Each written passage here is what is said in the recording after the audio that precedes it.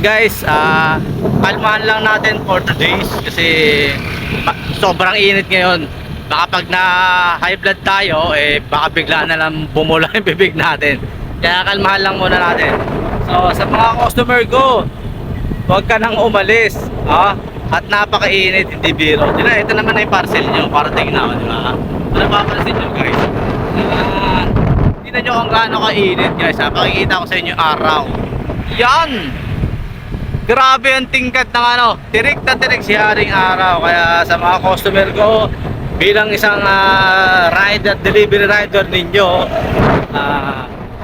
ito kayo muna maglalabas ng bahay at napakainit, sobra. Baka bigla na lang kayong bumula ang bibig, at baka magaya kayo dito, bigla na lang talagang umaapoy. Ayan, di ba?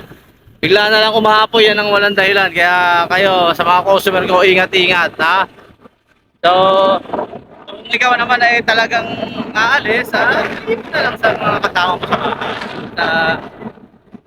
Pag wala talaga sa kapitbahay, makipagbatikan na kasi sa mga kapitbahay mo para kahit pa paano kung wala ka, baka yung ibang kapitbahay nag-aabono yan, mga shoutout sa mga kapitbahay nag-aabono. Kasi ito real talk, ito real talk. Minsan yung mga naiiwan na tao sa bahay ninyo, kapatid nyo, magulang nyo, minsan talaga halos ayaw pang abunuhan yung delivery nyo. Siyempre nadadala nga naman, diba? Ang hirap nyo raw singilin, totoo.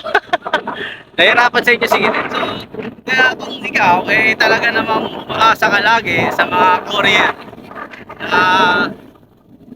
hindi naman pala sa mga courier, sa online shop, maging responsable ka ng customer. Mag-iiwan ka ng pambayad or pag tumawag sa'yo si rider, sagutin nyo kung talaga nakalimutan nyo, wala naman tayong problema. Ang importante lang po sumagot kayo sa text or call, kasi po isa po yan sa mga proof namin para talaga sabihin na pinuntahan namin kayo. Kasi sa trabaho namin sa delivery rider, sa courier, may mga proof na hinahanap na kung talaga napuntahan namin kayo or yung lugar ninyo.